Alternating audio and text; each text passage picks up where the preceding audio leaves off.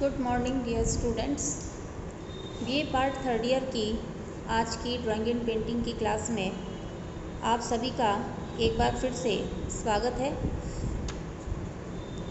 पिछले कुछ वीडियोस में हमने कुछ कलाकारों का अध्ययन किया था, साथ ही उनके जीवन परिचय और उनकी कला के बारे में हमने चर्चा की थी, जिनमें से मुख्य थे एम.एफ. हुसैन, रज़ा, सूज़ा, आरा। इन कलाकारों के बारे में हमने ज्ञान प्राप्त किया था। आज के वीडियो में हम इसी श्रेणी को आगे बढ़ाते हुए आज के वीडियो में हम अगले कलाकार के बारे में चर्चा करेंगे, जो कि मुंबई के कलाकार हैं और उनका नाम है N.S. बेंद्रे। N.S. बेंद्रे, जिनका पूरा नाम है नारायण श्रीधर बेंद्रे। नारायण श्रीधर बेंद्रे।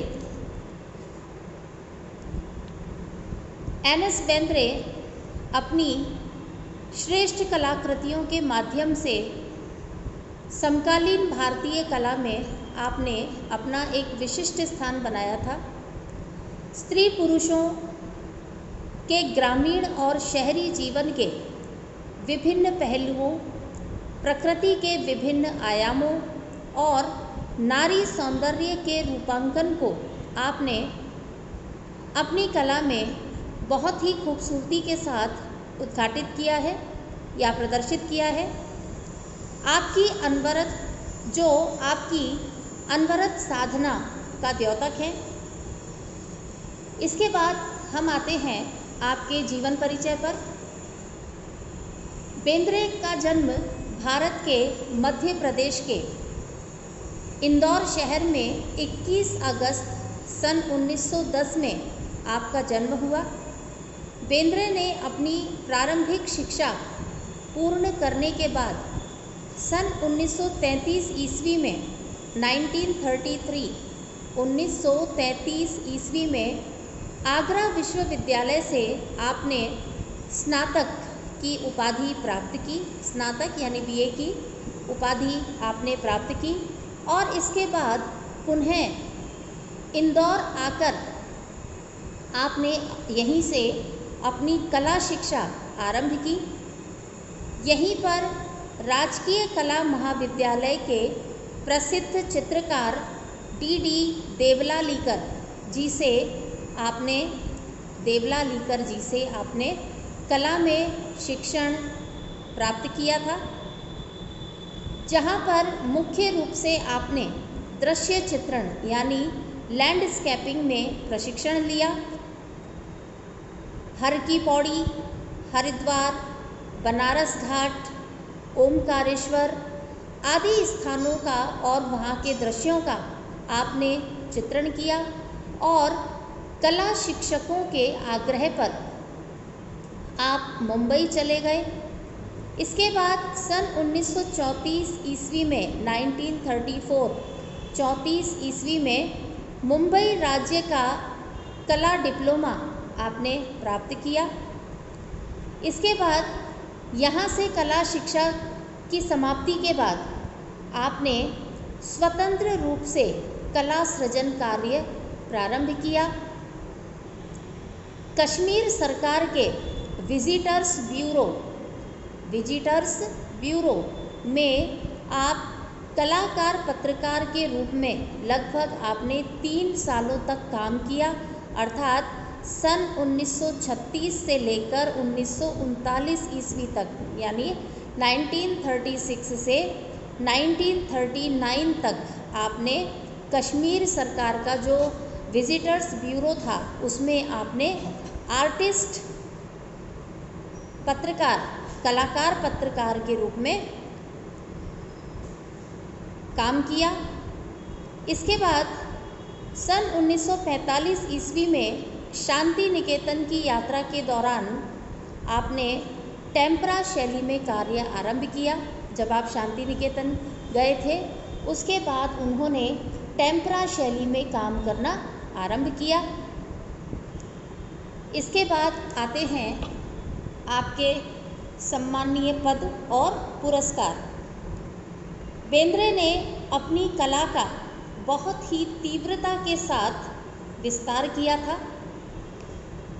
सन 1940 में बेंद्रे की एक चित्रित एकल आकृति इलस्ट्रेटेड वीकली ऑफ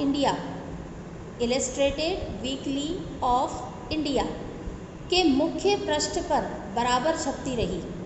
आपकी एक कृति थी जो इस मैगज़ीन के जो कवर पेज था उस पर बराबर छपती रही थी, जिसके परिणाम स्वरूप आपको अनेकों बार पुरस्कार भी प्राप्त हुआ और सम्मान भी प्राप्त हुआ। इसके बाद सन 1941 में आपको अपनी उत्कृष्ट कृति के लिए बॉम्बे आर्ट सोसाइटी का स्वर्ण पदक भी प्राप्त हुआ। सन 1946 में आर्ट सोसाइटी ऑफ इंडिया की पटेल ट्रॉफी मिली। साथ ही ऐसे अन्य कई पुरस्कार आपको प्राप्त हुए जिन्होंने कला क्षेत्र में आपकी ख्याति बहुत अधिक बढ़ाई। इसी साल यानी 1946 में ही आप आर्ट सोसाइटी ऑफ इंडिया के अध्यक्ष चुने गए और मुंबई सरकार के कला सलाहकार समिति के सदस्य नियुक्त किए गए, जो कि एक बहुत ही बड़ा सम्मान था। सन 1984 में आपको कालिदास सम्मान से नवाजा गया और इसके साथ ही शांति निकेतन का अबन गगन पुरस्कार भी आपको प्राप्त हुआ। सन 1992 में आप पद्म भूषण से विभूषित किए गए। इसके बाद आती हैं आपकी प्रदर्शनियाँ। सन 1950 ईस्वी में आपने अपनी प्रथम एकल प्रदर्शनी आयोजित की थी। सन 1979 में 1979 ईस्वी में आपके चित्रों की रेट्रोस्पेक्टिव प्रदर्शनी आयोजित हुई और उसी समय ललित कला अकादमी दिल्ली ने आपको फेलोशिप भी प्रदान की। मध्य प्रदेश में भारत भवन स्थित है। वहाँ सन 1992 में चतुर्थ भारत भवन समकालीन कला द्विवार्षिकी पर लगाई गई चित्र प्रदर्शनी आपको समर्पित भी की गई। इस और साथ ही भारत के अतिरिक्त आपकी कई प्रदर्शनियाँ विदेशों में भी आयोजित हुई। इसके बाद कला शिक्षण। आपकी चित्रांकन की विशिष्ट शैली, जिसे हम बेंद्रे शैली के नाम से जानते हैं, आज कला प्रेमियों के बीच में प्रेरणा का विषय बनी हुई है। कई चित्रकार आपसे आज भी प्रेरणा पाते हैं। सन 1952 में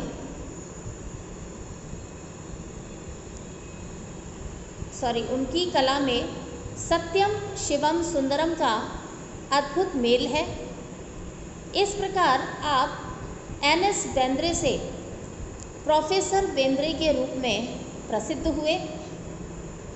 सन 1950 से 1966 तक यानी 16 वर्षों तक आप बड़ौदा में रहे, जहां पर आप विद्यार्थियों को कला शिक्षण देते रहे। सन 1952 ईस्वी में भारत सरकार द्वारा चीन भेजे गए सांस्कृतिक दल में श्री बेंद्रे भी एक सम्मानित सदस्य के रूप में थे।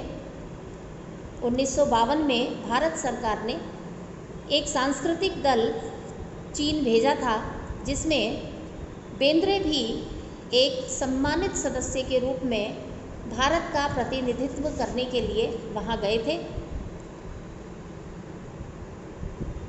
बेंद्रे ने अपनी कला जिज्ञासा की पूर्ति विभिन्न कला महाविद्यालयों की विविध पद्धतियों और प्रणालियों पर अध्ययन पूर्ण करके की। इसके बाद आता है कि आपको प्रेरणा और आपकी कला पर प्रभाव कहाँ से और किससे आप प्रेरित होकर ये प्रभाव आया, यानी प्रेरणा एवं प्रभाव। बेंद्रे की कला पर यदि हम देखें तो मुख्यतः राजपूत और मुगल कला का प्रभाव हमें दिखाई देता है। बंगाल कला स्कूल, चीनी और जापानी चित्रण पद्धतियों को भी आपने अपनी चित्रों में स्पष्टतया से उतारा और उनकी छाप हमें गहराई से आपके चित्रों पर हमें दिखाई देती है। इसके अलावा फ्रेंच कलाकारों में गोगा और मातिस, जो कि विदेशी कलाकार थे, उनकी छितराई द्रुत विकीर्णता और सेजा से गहरा आभास और भेदक दृष्टिगोचरता आपने ग्रहण की और उनका प्रभाव अपने चित्रों में प्रदर्शित किया। सन 1947 से 1948 में विश्व के अधिकांश प्रमुख देशों जैसे New York, France, England, Holland, Belgium आदि का भ्रमण करने के बाद वहाँ के जो विविध विषय, विविध कला तकनीक और स्थितिजन्य नियोजन आदि, इन सभी चीज़ों से प्रभावित होकर आपने चित्रण कार्य किया, जिसमें उन्हें काफ़ी हद तक सफलता भी प्राप्त हुई। न्यूयॉर्क से आपने ग्राफिक कला में विशेष योग्यता हासिल की। मुंबई की गली कूचों और बाज़ारों में घूमने वाले व्यक्ति आपके मॉडल बने, जिनका आपने चित्रण किया। उनकी भाव भंगिमाएँ, आचार विचार और कार्य व्यापारों का आपने बड़ी ही सजीवता और बारीकी से अपने चित्रों में अंकन किया है। इसके बाद आते हैं आपके चित्रण विषय और माध्यम, कि आपके चित्रों के विषय क्या थे और किन माध्यमों में आपने चित्रण किया। बेंद्रे ने प्रायः सभी माध्यमों में कार्य किया। जैसे आपने तैल रंगों में भी काम किया, आपने पेस्टल कलर्स में भी काम किया और जल रंगों में भी काम किया, आपने ग्राफिक आर्ट भी की। इस तरह से आपने विभिन्न कई माध्यमों में कार्य किया। आपके चित्र संयोजनों में क्यूबिस्ट कार्यों में, यानी घनबाद में, मानवाकृतियों और स्टिल लाइफ प्रमुख हैं, जो कि गगनेंद्र नाथ ठाकुर जैसे विशिष्ट चित्रकार के चित्रों जैसे हैं। सन 1956 में आपके द्वारा बनाया गया चित्र, जिसका नाम था सौराष्ट्र के बरवाड़, यह एक ग्रामीण विषय से संबंधित चित्र है, जिसमें ज्यामितीय रूपाकारों का संयोजन किया गया है। इसके अलावा सूर्यमुखी फूल नामक जो चित्र है, सूर्यमुखी फूल, जो कि ललित कला मोनोग्राफ के मुख्य पृष्ठ पर आज भी छपा हुआ है। कंधे पर बच्चा, श्रृंगार, लकड़ी का गट्ठर उठाते, फूल बेचने वाली, लकड़ी काटने वाली युवती, ज्येष्ठ की दोपहर, दार्जिलिंग के चाय बागान में युवती आदि, इन सभी चित्रों में जो नारियां हैं वे आधुनिक पद्धति में चित्रित हैं, किंतु भाव भंगिमाएँ और शालीनता पर संपूर्णतया भारतीयता की छाप स्पष्टतया हमें दिखाई देती है। यानी ये सभी आधुनिक पद्धति में चित्रित होने के बावजूद इन पर हमें भारतीय प्रभाव, भारतीय शालीनता और वही एक्सप्रेशंस हमें स्पष्टतया दिखाई देते हैं। मात्र मानवाकृतियों से ही आपने मातृत्व प्रेम का प्रदर्शन नहीं किया। मातृत्व प्रेम जो है वह आपने सिर्फ मानव आकृतियों में ही प्रदर्शित नहीं किया, बल्कि पशु पक्षियों आदि में भी आपने इन भावनाओं का प्रदर्शन बहुत ही खूबसूरती के साथ किया है, जिसका उत्कृष्ट उदाहरण दो चित्र आते हैं। पहला है गाय और बछड़ा और दूसरा है तोता और चमेलियन। ये इस प्रकार के उत्कृष्ट आपके चित्र उदाहरण हैं। साथ ही गाय और बछड़ा जो चित्र है, इसमें बछड़ा दूध पीते हुए तथा गाय उसे चाटते हुए चित्रित की गई है, जिसमें गाय का बछड़े के प्रति ममत्व और अपनत्व की जो भावना है वह बहुत ही खूबसूरती के साथ बेंद्रे ने अपने चित्रों में समाहित की है। तोता और चमेलियन यह भी इसी प्रकार का एक बहुत ही खूबसूरत चित्र है, जिसमें इसी भावना का हमें प्रदर्शन दिखाई देता है। विदेश में बनाए गए विदेशियों के रेखा चित्रों में आपने कई प्रकार के रेखा चित्र बनाए, जिसमें बेचने वाला, बाजा बजाती आदि कई रेखा चित्र बहुत ही उत्कृष्ट आपकी कृतियां हैं, जिनमें प्रवाहमान गति है जो कि बहुत ही तेज़ी के साथ बनाए गए हैं और उनमें एक प्रवाह है, जो गति है वह हमें दिखाई देती है। इस प्रकार बेंद्रे के चित्र आधुनिक पद्धति में ही नहीं बल्कि यथार्थ रूप में भी चित्रित किए गए हैं। पुरुषों में यदि पुरुष आकृतियों की हम बात करें तो राजस्थान का ग्रामीण नामक चित्र, काठियावाड़ का ग्रामीण, इनमें जो पुरुष अंकन है उनमें भी संपूर्ण भारतीयता की छाप हमें आज भी दिखाई देती है। संग्रह आपके चित्र, बेंद्रे के जो चित्र हैं वे देश की आज भी कई कला दीर्घाओं यानी कई आर्ट गैलरीज हैं जिनमें हमें आज भी मिलते हैं, जैसे national gallery of modern art नई दिल्ली, और साथ ही अनेक और कई संग्रहालयों और सुरुचि संपन्न लोगों के कईयों के जो व्यक्तिगत संग्रह हैं यानी उनका जो पर्सनल संग्रह है उसमें भी हमें दिखाई देता है। इसके बाद मृत्यु आती है। आपकी एन.एस. बेंद्रे की मृत्यु आपके जीवन में अंत समय तक कार्य करते हुए, चित्रकला के क्षेत्र में आपने अंत समय तक कार्य किया और 19 फरवरी 1992 को मुंबई में आपकी मृत्यु हुई। एक बार पुणे में आपके जो प्रमुख चित्र हैं एन.एस. बेंद्रे के बनाए हुए जो प्रमुख चित्र हैं, मैं एक बार फिर से दोहरा देती हूँ। उनमें प्रमुख है सौराष्ट्र के बड़वाड़, सूर्यमुखी फूल, कंधे पर बच्चा, श्रृंगार, लकड़ी का गट्ठर उठाते, फूल बेचने वाली, लकड़ी काटने वाली, युवती, ज्येष्ठ की दोपहर, दार्जिलिंग के चाय बागान में युवती,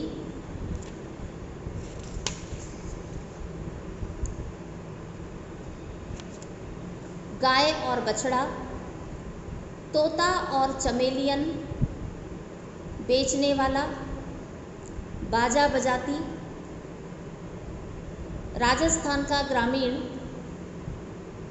काठियावाड़ का ग्रामीण आदि आपके प्रमुख चित्र हैं, जिनमें आधुनिकता के प्रयोग के साथ साथ यथार्थता का भी समावेश है और इन सभी प्रभावों के बावजूद इनमें भारतीयता की छाप हमें स्पष्टतया दिखाई देती है।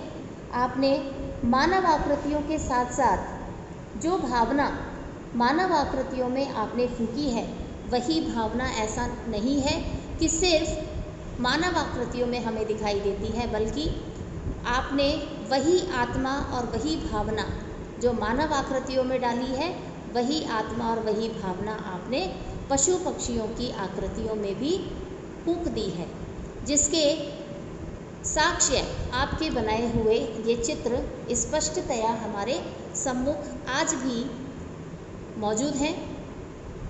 आज के वीडियो में बस इतना ही। इसके बाद हम एक नए कलाकार पर चर्चा करने के लिए पुनः मिलेंगे। तब तक के लिए धन्यवाद।